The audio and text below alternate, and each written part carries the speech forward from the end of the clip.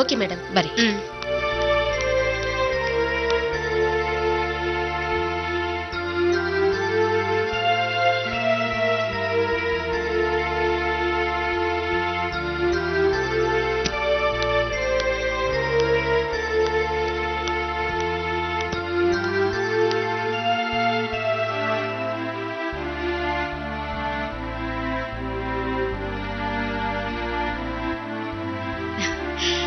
Night நல்லா தூங்குனீங்களா?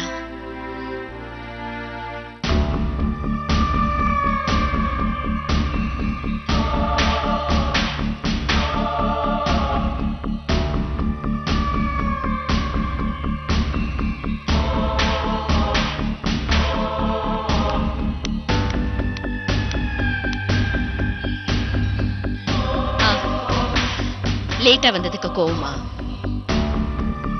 Sorry.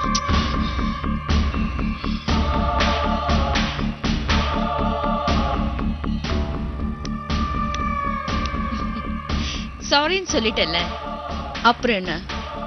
Sorry.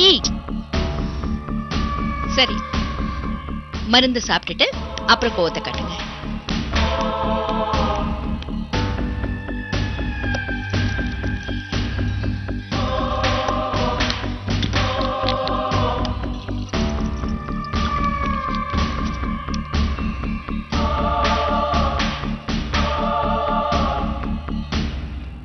ரெண்டே 2 மாத்திரை தான் சாப்பிடுங்க. சாப்பிடுங்க, மாத்திரை சாப்பிடுங்க. வேணாம், புரியாது.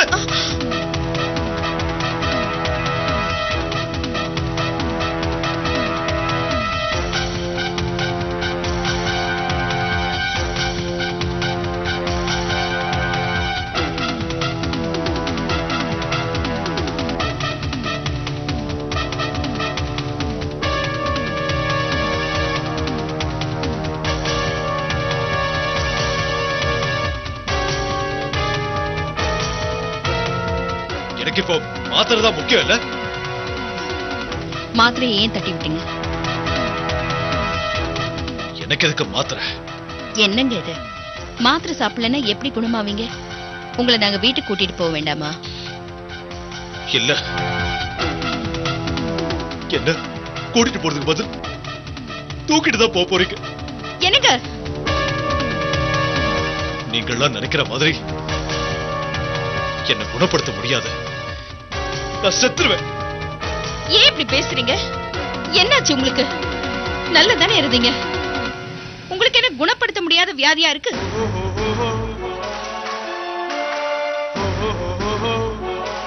சாதாரண பழக்கம், விட முடியல, அவ்வளவுதானே உங்க பிரச்சனை. இதுக்கு போய் செத்துருவேன்னு சொல்றீங்க.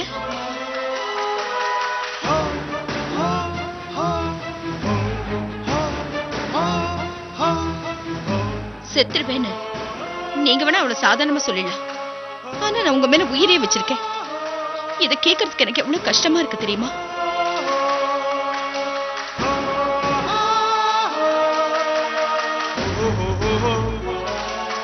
உங்களை சீக்கிரமா குணப்படுத்தி வீட்டுக்கு கூட்டிட்டு போனேன்னு நான் இங்க துடிச்சுக்கிட்டு இருக்கேன். உங்களுக்காக நான் கும்பிடாத தெய்வமே கிடையாது. நீங்க சீக்கிரம் குணமாயிடுவீங்க. பொய் சொல்லாத.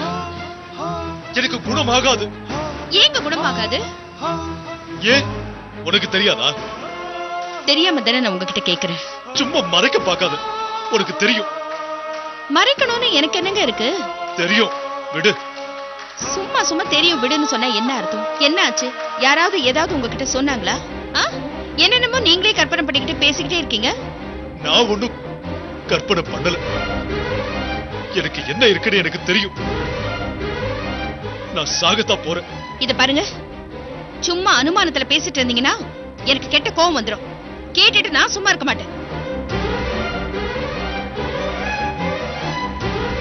உலகம் எங்கேயோ போய்கிட்டு இருக்கு. குணப்படுத்த முடியாத கேன்சர், எய்ட்ஸுக்கெல்லாம் மருந்து கண்டுபிடிக்கிற அளவுக்கு சயின்ஸ் வளர்ந்துருக்கு. நீங்க என்னடானா இவ்வளவு சின்ன விஷயத்துக்கு செத்துருவேன் செத்துருவேன்னு சொல்லிக்கிட்டு இருக்கீங்க.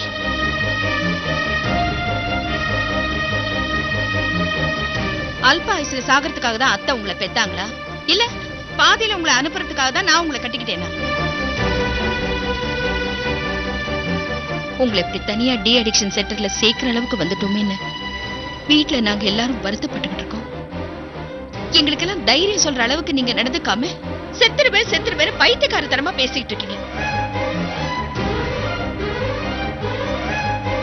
என் அத்தை ஒரு கோழைய மகனா பைக்கல, நானும் ஒரு கோழைய கல்யாணம் பண்ணிக்கல. உங்களுக்கு தைரியம், விவேகம், பக்குவம் எல்லாமே இருக்கு. ஆனா எல்லாமே மறந்துட்டீங்க. கொஞ்சம் பாசிட்டிவா திங்க் பண்ணுங்க, எல்லாமே சரியாயிடும், நல்லா ஆயிடுவீங்க. எனக்கு வா. எனக்கு போ. எனக்கு வா. சொல்லுங்க.